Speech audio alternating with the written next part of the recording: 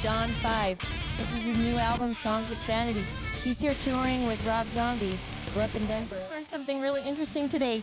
We actually share a birthday. Yes. I thought that was pretty cool. I've never met anybody that shared a birthday with me. I just have a few questions for you. I know that you toured with Marilyn Manson and David Lee Roth and Rob Halford and a few others.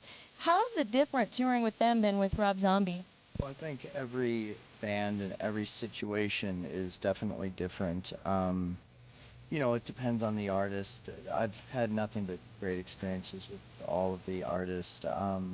This one definitely is the most family oriented and everybody's really nice. It's probably the best situation I've been in. It's like everybody's so nice and so cool and we just all get along great. But I've had a blast with all of the people I've played with. Any different, like the music styles?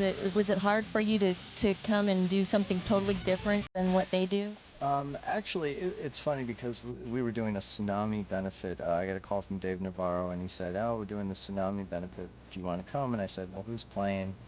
He named off all these people, and he said Rob Zombie, and I said, "Well, I'll do it if I, play with Rob Zombie." And luckily, we did Thunderkiss 65, and it went great. And from there, we just got along real well because I was a big fan of his music, and I said, "Hey, I already know all your songs, so if you needed someone to play," and we played in front of 17,000 people for the tsunami benefit, and it just worked out great. And he was like, "Great, you'll do perfect." It's been nothing but a pleasure. It really has. It's so much fun playing these songs every night, the ones that I would be listening to anyways if I was at home. So it's a true pleasure. The first one I did, Vertigo, first instrumental album, it did so well, and the fans really loved it, and it was just so different, and there was such a demand for the second one, Songs for Sanity, so I just put it out, a year later, and I just do it for the love of the music, and I, love making the CDs, and I would be playing anyways. I play guitar so much, and I just want to, hopefully get people playing guitar as much as possible, and if touring situations come up, then yeah, why not? Did you? Now I heard that you bought like a $30,000 guitar. Did you play that on this one? I actually did. I bought a 1953 Telecaster, and it was like, yeah, it was like 30 grand, and I just bought another one in Cincinnati, 1955, and my accountant's probably freaking out, so I've been definitely spending the money, but it's worth it. You can always find money. You can't always find these guitars, that's for sure, and these guitars were around before rock and roll was around, and it's just cool to have a piece of history like that, it's something I'll keep forever. With vintage collectors, they want something really mint, like just with cars or with anything, you want something in great condition.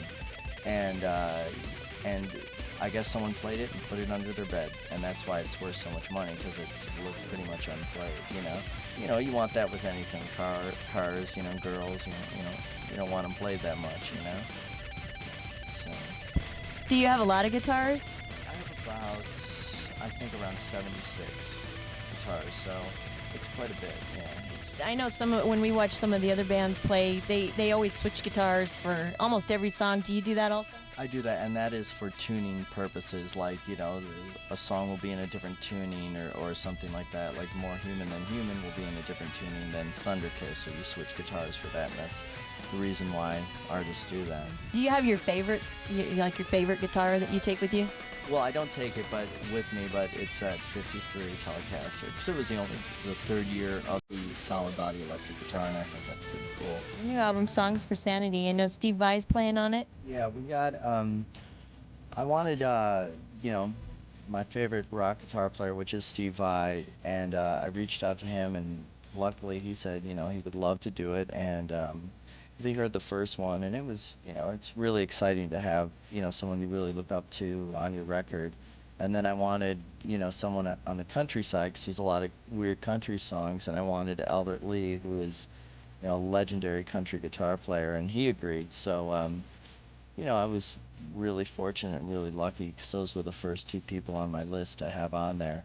And it's pretty wild to, get the finished product and have their styles on the record, because I've been listening to them for so long myself. It was really cool. And we knocked out the album pretty quick. It was done probably in about 2 months and just recorded in real weird places and had a bunch of weird things going on. It was just a lot of fun, and I'll probably just keep making the records.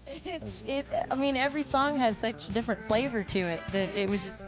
I think that's what's most important about instrumental records, because you get so tired of them after like the third song or something. But I wanted to make something that you don't get tired of, so it just changes the style around, because you don't want to eat one style of food all the time. You get tired of it, so you just change it up a little bit. And I think that's why people enjoy it so much. It's strange because Zach Wilde will go, "Oh great, I love your record," and then like James Burton, who was in Elvis, was like, "Oh, I love your record," and it's a wide range of people, and I'm really happy about that. I love Denver. I mean, the last time we were here, I guess it was with Manson, and it was a real mess with the whole Columbine thing and all the helicopters and all the people and stuff like that. That was the only show I was really scared to play. So, but made it, so it's good.